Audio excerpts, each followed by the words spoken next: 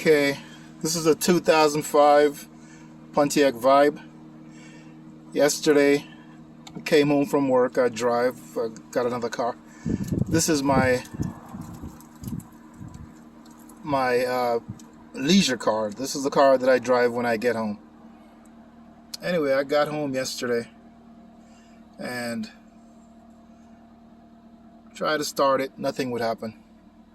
The day before, I had done something pretty basic, changed my spark plugs and coil packs. Couldn't start it. So no crank, no start. No crank, no start. Did that multiple times. Checked the battery, checked the lights. Didn't do any tests with any equipment because I'm not a mechanic, but I could pretty much tell the battery was good. So went on YouTube, checked out, and I gotta thank you guys. Somebody mentioned that it might be the starter relay.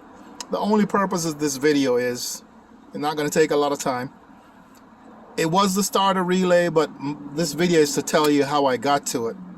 Anyway, this is the starter relay that I got from the junkyard. Actually, I got two of them because I figured the possibility was there that one wouldn't work. And when I took it out, if you look inside, you'd see that little gooey stuff. I noticed that it had some dielectric goo.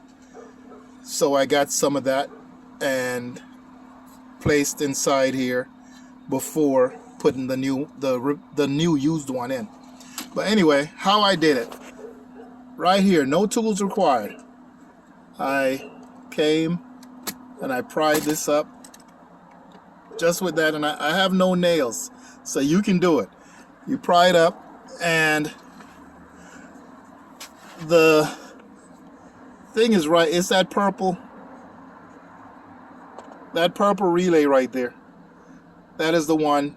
You basically just lift it up. It comes up quite easily, and I would suggest you look at the way the diagrams are on it so you can put it back properly, because you're going to be putting it in blind. When your hand reaches in, you can't see where you're actually putting it.